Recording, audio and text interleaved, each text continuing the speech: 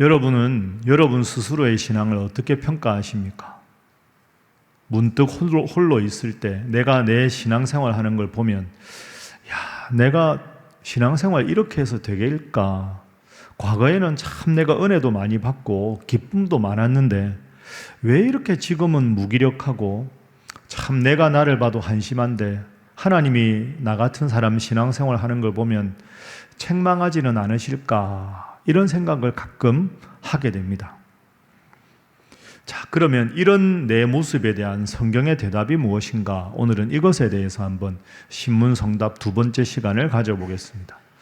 우선 제가 여러분들께 질문을 하나 드리겠습니다.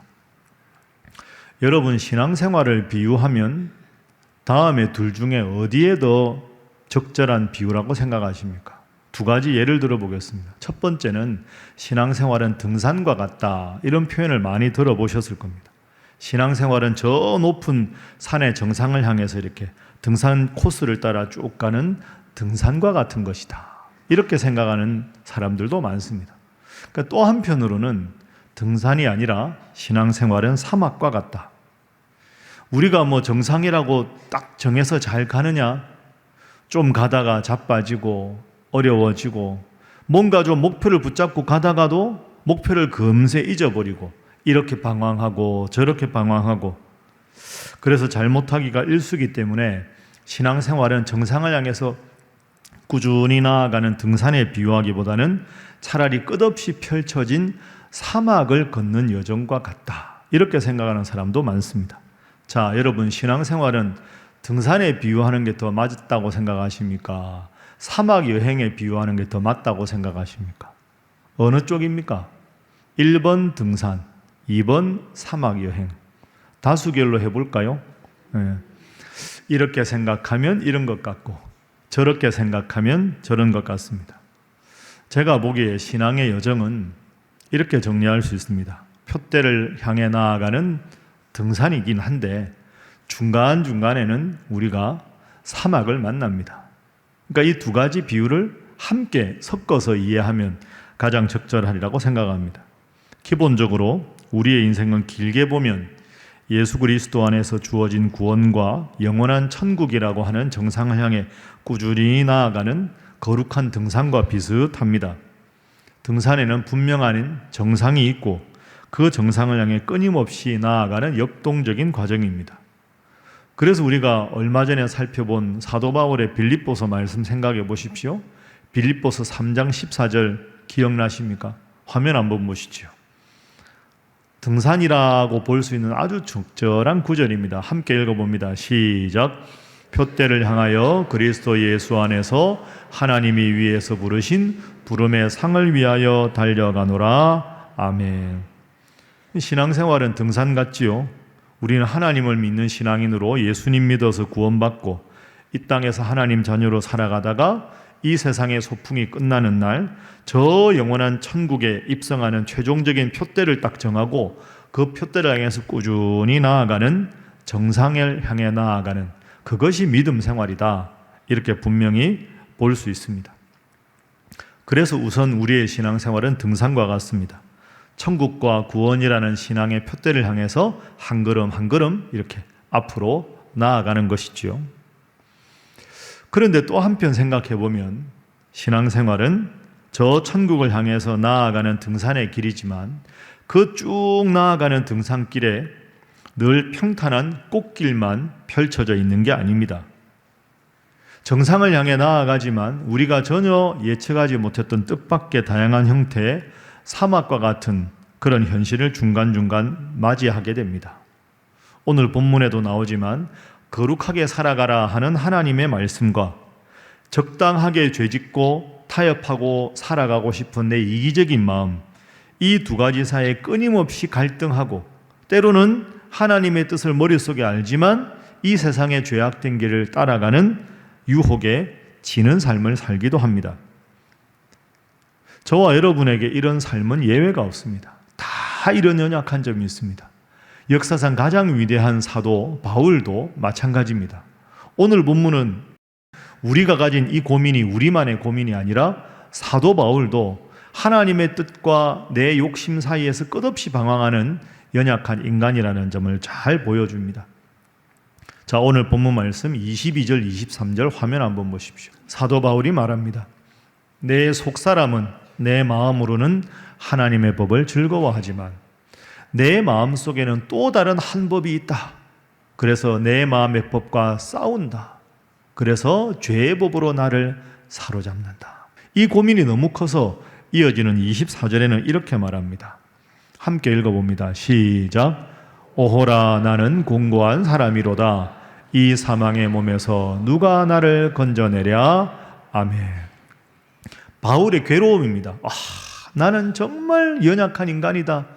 하나님의 법을 따르고 싶지만 끊임없이 죄를 따라 살아가는 이 끔찍하고 죄송스러운 상황에서 누가 나를 건져낼 수 있겠느냐 하는 하나님을 믿고 싶은 마음은 있으나 죄악의 욕심을 따라 살아가는 연약한 인간이다. 나도 그런 부족한 죄인에 불과하다 하는 점을 아주 적나라하게 이야기하고 있습니다. 여러분, 사도 바울이 이런 고민을 한다면 오늘 바울보다 못한 저나 우리 모두가 똑같은 이런 고민에 빠져 있지 않습니까? 그래서 신앙생활은 사막과 같습니다. 뭔가 붙잡은 듯이 보이지만 여전히 그저 주변을 배회하고 맴도는 것 같은 사막입니다. 그러면 질문하신 분처럼 우리가 앞으로 신앙생활을 어떻게 해야 할까요? 정말로 무기력한 신앙생활이 아니라 하나님 뜻대로 내 부족함을 극복하고 멋진 신앙인으로 살아가려면 어떻게 해야 할까? 어떻게 해야 할까? 이제 이 질문을 한번 생각해 보겠습니다. 여러분 다 아는 내용인데 이 등산과도 같고 사막과도 같은 믿음 생활의 여정에 하나님이 두 가지 중요한 우리에게 무기를 주셨습니다. 특권을 주셨습니다. 이 두 가지를 잘 활용해야 믿음 생활을 잘할 수 있습니다. 이 두 가지가 무엇일까? 두 번째입니다. 하나님의 선물은 성경이라는 지도와 기도라는 나침반입니다. 한번 따라해 보시죠. 성경이라는 지도, 기도라는 나침반. 성경이라는 지도와 기도라는 나침반, 이 두 가지를 딱 붙잡고 나가야 갈등 속에서도 믿음 생활을 끝까지 잘할 수 있다. 이렇게 오늘 본문은 이야기합니다. 자, 먼저 우리 8장 1절 2절을 한번 살펴볼까요? 함께 읽어봅니다. 시작. 그러므로 이제 그리스도 예수 안에 있는 자에게는 결코 정죄함이 없나니 이는 그리스도 예수 안에 있는 생명의 성령의 법이 죄와 사망의 법에서 너를 해방하였음이라. 아멘. 1절 한번 저를 따라 한번 해보시죠. 결코 정죄함이 없나니. 다시 합니다. 결코 정죄함이 없나니. 여러분 믿습니까? 이게 복음입니다. 여러분 7장 우리가 읽어보니까 어떤 느낌이 드십니까? 바울이 고민하지 않았습니까? 하나님 뜻을 따라야 되는데 자꾸 죄악의 유혹에 빠지는 내 모습이 너무 미워서 갈등하고 있습니다. 그런데 8장 1절에서 뜻밖의 희망의 메시지를 전합니다. 그리스도 예수 안에 우리가 있으면 우리에게는 결코 무엇이 없다? 정죄함이 없다. 무슨 뜻입니까? 하나님이 딱 보시고, 야, 너 내가 내 아들 예수의 목숨까지 너한테 주었는데 너 여전히 내 뜻을 따르지 않고 자꾸 죄악의 유혹에 빠지네. 너는 안 되겠다. 너는 아웃이다. 너는 지옥이다. 이렇게 우리를 결코 정죄하지 않으신다 하는 거죠. 그래, 너 내 뜻을 따르고 싶은 마음도 있는데 자꾸 세상 유혹에 빠지느냐? 그래, 괜찮다. 그래도 괜찮아. 나는 너를 정죄하지 않을 거야. 이게 복음입니다. 여러분, 기독교 복음의 가장 위대한 점이 이겁니다. 내가 나를 봐도 답답하고 한심한데 하나님은 그래도 갈등하면서도 내 말씀 따라 살아가려는 마음이 너에게 있잖아. 괜찮아. 내가 너 인정하마. 내가 너를 정죄하지 않겠다. 하나님께서 이렇게 말씀하십니다. 기독교 신앙은, 기독교 복음은 어쩌면 참 뻔뻔한 것이다. 제가 이렇게 한번 말씀드렸습니다. 그럼 우리가 하나님 앞에 뻔뻔한 모습으로 나왔는데 하나님이 정죄하지 않으시니까 우리가 이제는 믿음 생활도 잘 하려고 또 자빠지더라도 노력해야 되지 않겠습니까? 어떻게 하면 신앙생활을 잘할 수 있는가? 하나님이 두 가지 특권을 주셨습니다. 뭐였습니까? 벌써 까먹으셨습니까? 성경이라는 지도입니다. 기도라는 나침반. 이거 까먹으면 안 되는데요. 따라합니다. 성경이라는 지도, 기도라는 나침반. 이게 있어야 우리가 등산을 하든 사막을 가든 잘 갈 거 아닙니까? 먼저 성경이라는 지도입니다. 성경이라는 것은 인생을 어떻게 살아가야 될 것인가에 대한 가장 정확하고 완벽한 지도입니다. 내 인생이 어디서부터 왔는지, 어떻게 살아야 하는지, 앞으로 내 인생의 지향점인 천국을 어떻게 하면 갈 수 있는지, 내 인생을 창조하신 하나님은 나에게 무엇을 원하시는지, 그 성경이라는 지도를 펼치면 가장 완벽하게 우리에게 모든 길을 보여줍니다. 죄악의 길에 헤매지 않고 항상 하나님의 뜻이 무엇인지를 정확하게 알려주는 것이 성경이라는 지도입니다. 그래서 우리는 성경을 열심히 읽어야 합니다. 부담이 아니라 성경을 잘 읽어야 내 인생을 바르게 살아갈 수 있기 때문입니다. 성경이라는 지도. 두 번째 뭐라고요? 기도라는 나침반이 필요합니다. 성경이라는 지도를 딱 가지고 가든다고 해서 모든 문제가 저절로 해결되는 게 아닙니다. 지도를 자세히 보면서도 지금 이 지도상에서 내 위치가 어딘지, 내가 방향을 어디로 잡아야 하는지를 명확하게 알아야 지도의 길을 정확하게 따라갈 수 있습니다. 여러분, 나침반이 어떤 겁니까? 그 어느 순간에도 정확하게 남과 북을 가리키는 것이 나침반입니다. 지도를 딱 펼쳐서 위치를 확인하고 그 위치를 확인한 다음에 내가 지금 그 지도에 있는 길을 따라 바르게 가고 있는지를 항상 끊임없이 확인해서 지도에 있는 이정표대로 내가 정확하게 방향을 정의해서 나아가게 하는 것, 그것이 바로 기도입니다. 그래서 기도는 단순하게 우리가 무엇인가를 하나님께 간구하는 것을 넘어서서 하나님과 친밀하게 지내는 인격적인 교제입니다. 하나님 앞에 내가 오늘 어떻게 살아야 하는가? 하나님의 말씀은 이렇게 알려드리고 있는데 이 알려주는 길을 가기 위해서 내가 지금 어떤 삶의 태도를 가져야 하는가? 그것을 늘 끊임없이 확인하는 것이 기도입니다. 그래서 기도도 의무가 아닙니다. 기도는 특권입니다.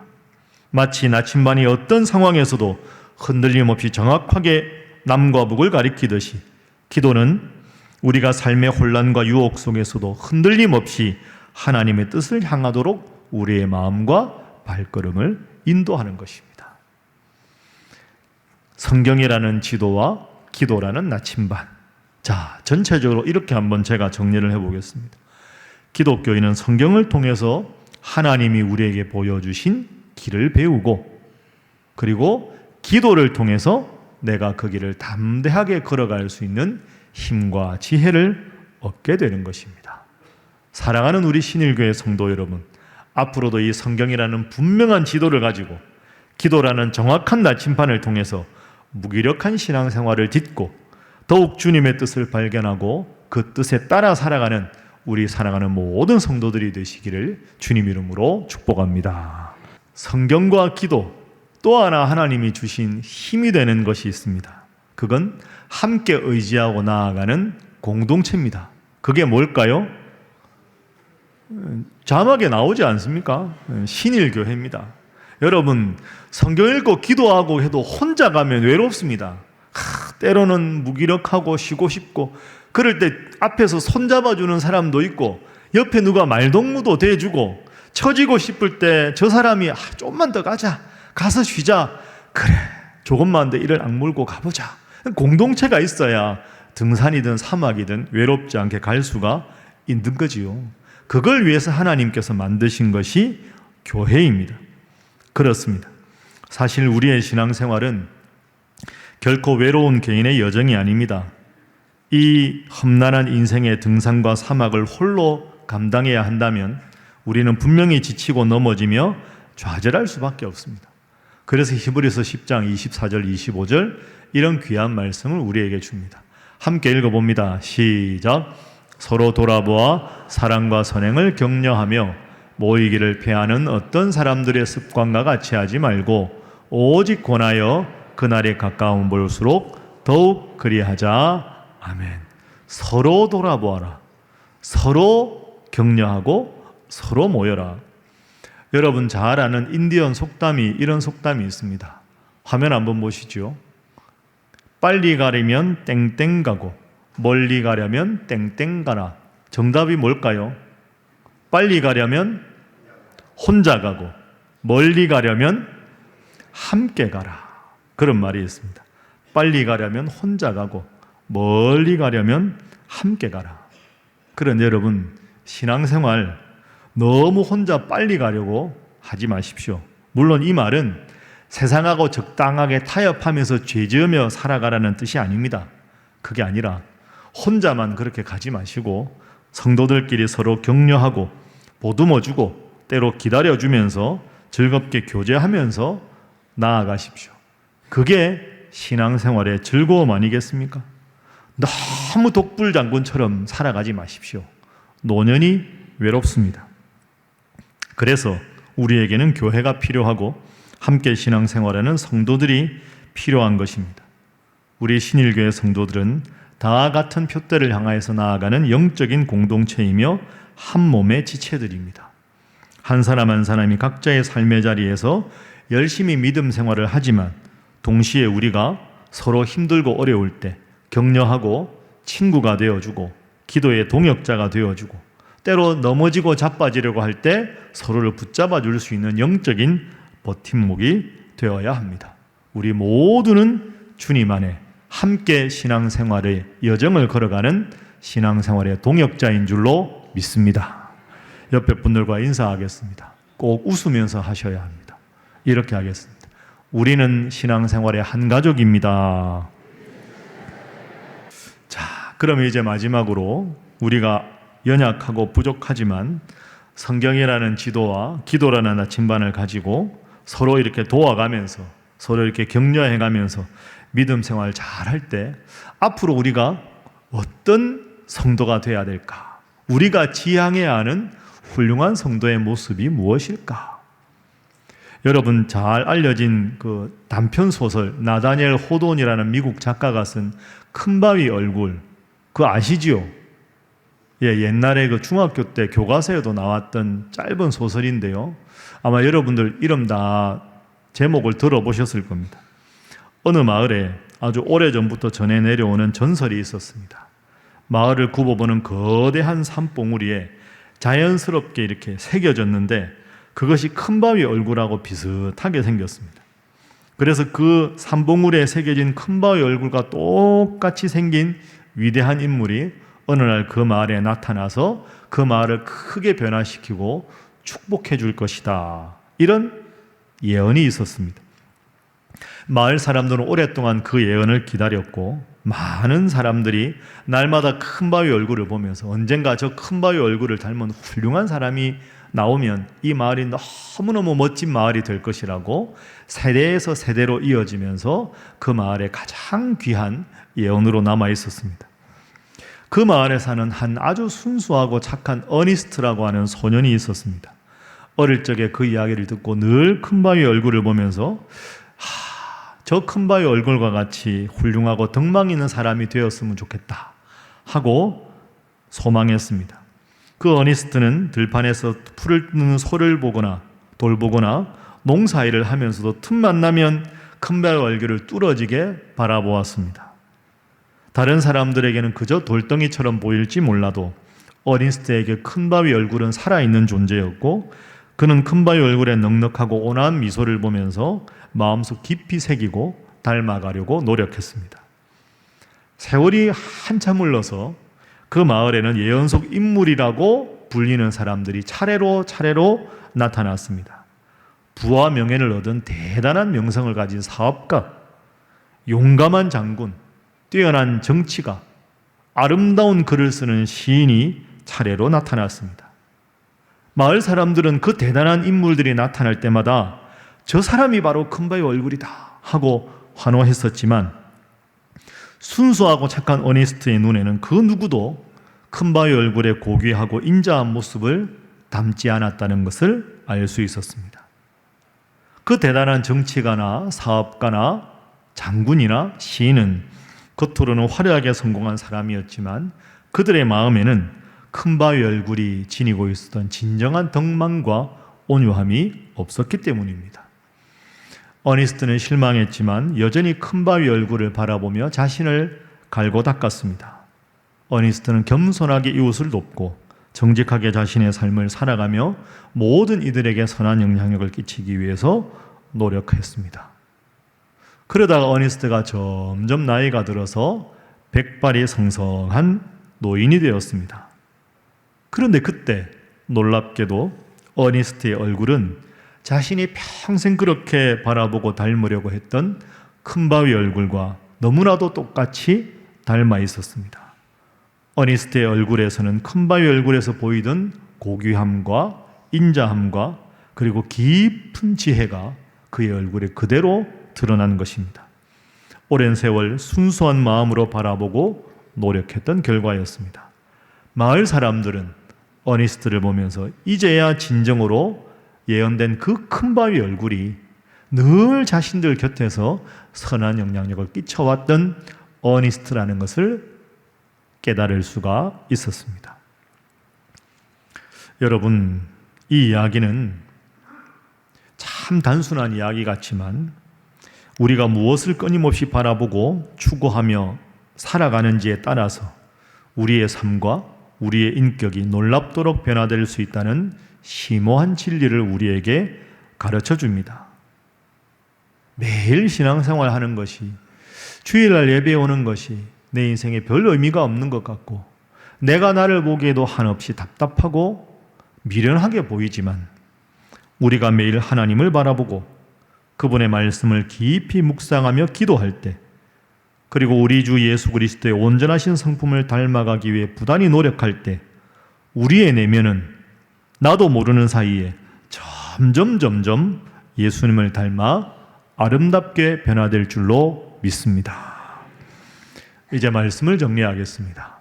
오늘도 우리 사랑하는 신일교회 성도 여러분, 우리 모두는 신일교회 성도라는 한 가족으로 다 함께 신앙의 푯대를 향해 영광스러운 등산과 중간중간 마주하는 사막을 지나는 순례길에서 성경이라고 하는 하나님 주신 확실한 지도와 기도라고 하는 성령님의 세밀한 나침반을 굳게 붙잡아야 합니다. 그리고 그 신앙의 길에 무엇보다 중요한 것은 때로는 외롭고 힘든 이 신앙의 길을 홀로 걷지 않고 우리 성도들끼리 서로를 깊이 의지하고 도우며 사랑하며 나아가는 것입니다. 큰 바위 얼굴을 닮아갔던 어니스트처럼 우리도 날마다 예수님을 바라보고 그분의 온전한 형상을 닮아가기 위해서 기도하고 노력해야 합니다. 나를 바라보고 세상을 바라보면 만족함이 없습니다. 그때마다 연약한 나를 보고 고개를 떨구기만 하지 마시고 여러분의 고개를 들어 나의 하나님을 바라보십시오. 그러면 그때마다 하나님은 그래, 그래도 괜찮다. 그래도 난 너를 사랑한다. 그래도 너는 나의 귀한 자녀다. 이렇게 말씀해 주시고 여러분을 위로해 주실 줄로 믿습니다. 그 신앙의 여정에 우리 신일의 성도들이 서로를 따뜻하게 격려하고 뜨겁게 사랑하며 함께 예수 그리스도의 장성한 분량에 이르기까지 더 성숙하고 온전한 신앙인으로 아름답게 성장해 나가시기를, 그리하여 언젠가 저 영원한 천국의 정상에서 혹은 우리의 삶의 마지막 순간에 우리가 큰 바위의 얼굴처럼 주님을 온전히 닮은 모습으로 하나님 앞에 우리 모두가 서게 되기를 주님 이름으로 축복합니다.